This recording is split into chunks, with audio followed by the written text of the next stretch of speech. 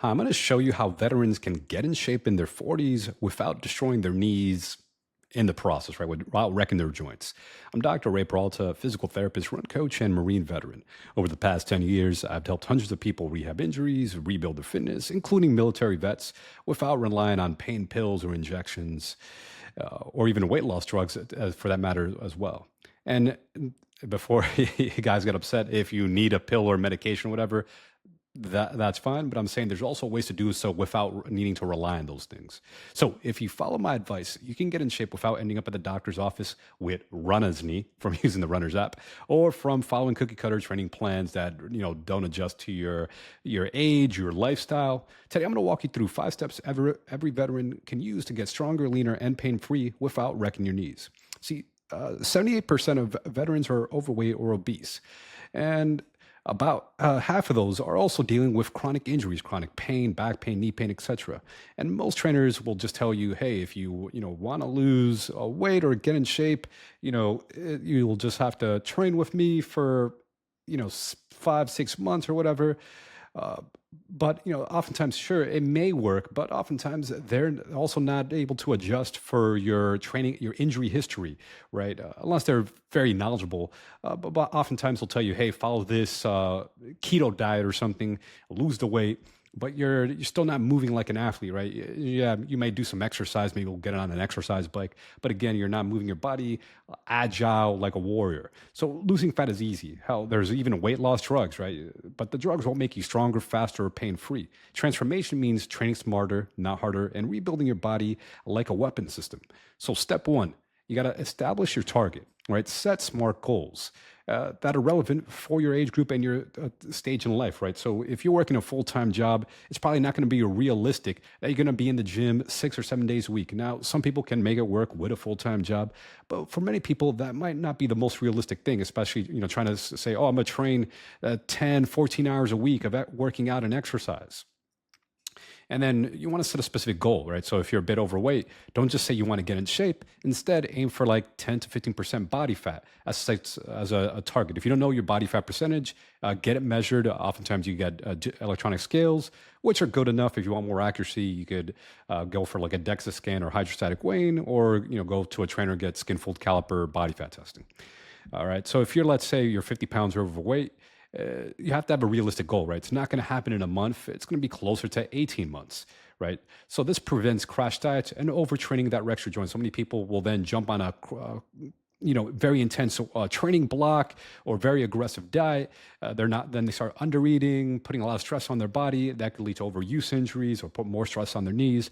Instead of having a smarter approach and also being smart with your training as well. So many people will train aggressively. Oh, I'm just going to train every single day of the week. Or I'm going to run every single day of the week. And instead, they should really focus, especially as you get in your 40s, or have recovery days centered around your training as well. You'd have actual recovery days, not days where you're running one day hard, strength training hard the next day. You shouldn't be having hard days every single day of the week.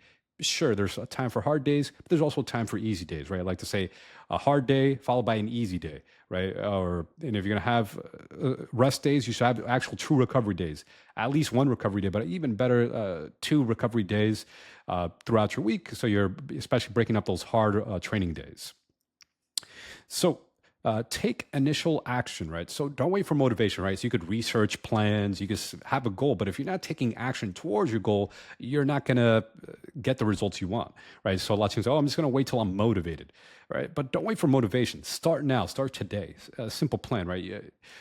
Even if you don't have access to a gym, you could just go out for a walk, right? Walk 30 minutes, do that 5 times a week. That's going to get you 2.5 hours of low impact cardio, right? You could do that daily, right? Of course, you could also make it longer, right? You could, for cardio, for weight loss, it's usually recommended 5 hours a week, but sometimes people find that boring, or they want to mix it up and do something more intense. So I say, hey, combine it with cardio of your choice. Maybe you go for a run. I enjoy running, but some people enjoy biking. So maybe you'll walk the 30 minutes 5 times a week, but then 3 times a week you'll go for a bike, or maybe you'll go for a run, or go for a swim, or you jump on a rower, right? Or maybe you'll train some martial arts, because even certain types of martial arts could be cardio. Go do rolling jujitsu, right?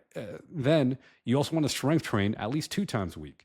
I tell people to do a single set to failure. Sure, you could do multiple sets, But single set to failure or momentary muscular fatigue is time efficient. A single set is so time efficient, right? You could get down a full body workout in like 20 minutes or less. While if you're trying to do the same thing with multiple sets, you're looking to spend an hour, hour and a half if you're training multiple muscle groups, multiple sets, right, and reps, and account also the rest time and changing machines and whatnot. Instead, do a single set fatigue. You get your workout in 20 minutes or less, right? So now you can combine strength and cardio in an hour or so, right? You do 30 minutes of your cardio of choice. Maybe you go for a run for 30 minutes, and then right after you do, you could do even body weight strength training. You actually get in shape with body weight strength training, right? You could do, push-ups, squats, pull-ups, bridges, right? You can even do train body weight, but if you want to do weights, you could do that as well.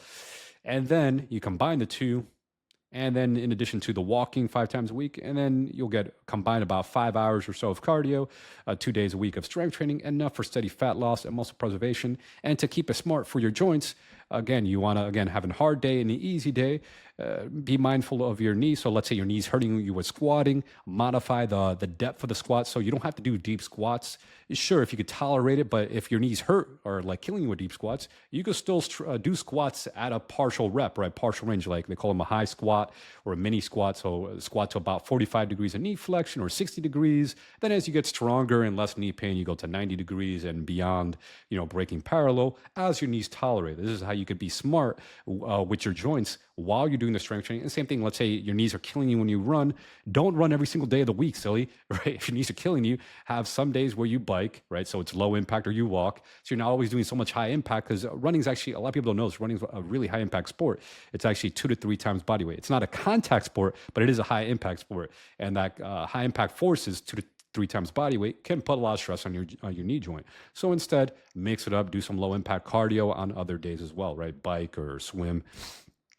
So doing this in a smart plan and taking action can help you. And then obviously what you eat matters, right? Eat real foods, minimize the junk food, right? Don't eat too much food, because if you're trying to lose weight, so you can overeat healthy foods as well, right? You still want to eat, in moderation, and also definitely cut out the junk food, but eat real foods.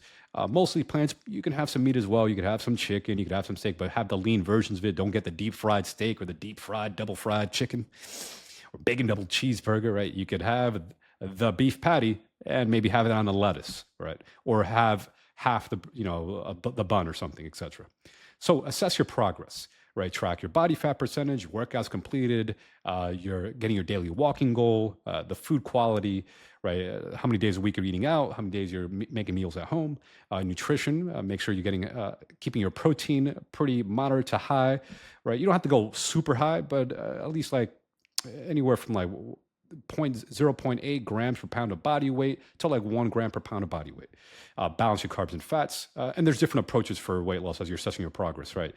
You want to assess your progress every 2 weeks or so, that, hey, whether it's weight loss goal, or let's, even if it's on the pain side, okay, is your pain slowly going down, right?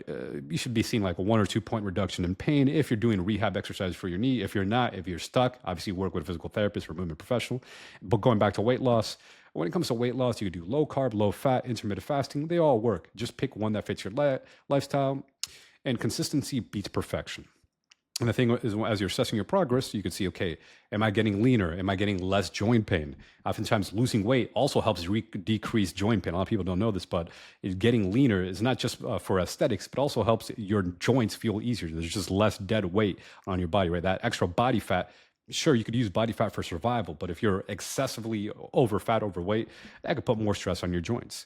And then step 4, adjust your sights, right? Small adjustments every 2 weeks. Kind of like zeroing your weapon. You want to adjust your sights to make sure, again, every 2 weeks you're on the path when it comes to the weight loss thing.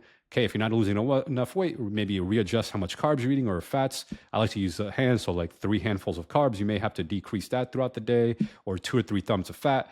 To help you, get like a 300 calorie deficit or so. Plus the walking will get you to about 500 calorie deficit. It usually takes about a 500 calorie deficit every day of the week to get about 3,500 calories or 1 pound of fat loss per week, right? So you should be losing about 1 pound of fat per week. Readjust, monitor your progress. You can monitor weekly or every 2 weeks. And if you're dropping weight too fast, you're like getting more than 2 pounds per week, double check what you're doing, because you might be losing muscle mass. So you want to preserve your muscle mass. So you may actually slow it down if you're losing too much And if you're not losing enough weight, recalibrate slowly. Again, looking at what you're actually eating and be honest with yourself. So many people think they're eating healthy, but then in reality, they've gone to McDonald's like 3 times this week and, had the milkshake and the French fries and the double cheeseburgers, or the Big Macs, etc. And verify your method, right? Stick with the plan, conversion results. So, once you hit your results, avoid the yo-yo effect. If you look at the show, The Biggest Loser, so many of them actually regain the weight or even add more than their original weight, a couple years after the show has ended. See, most contestants regain their weight. Only a few of them actually kept it off. And those are the ones who made the identity shift from, behaving and acting like someone who's overweight to someone who's lean and, has a healthy lifestyle. So the secret, make fitness part of your identity. Kind of like brushing your teeth. And, people ask me, hey, Ray, how do you stay in shape? You're almost in your 40s. The answer is simple: daily movement, consistent training, right? I block time for walking, lifting. I like to run and do yoga and Brazilian jiu-jitsu sometimes. But fitness isn't just a hobby, it's a maintenance. Kind of like you're brushing your teeth. You may not enjoy doing it every day. You may not love it. Some days I'd even want to go for a walk. But I understand that the results of the walking is going to make my body feel better, less strain on my back, less strain on my knees. And over time, get to see, hey, you'll love the results.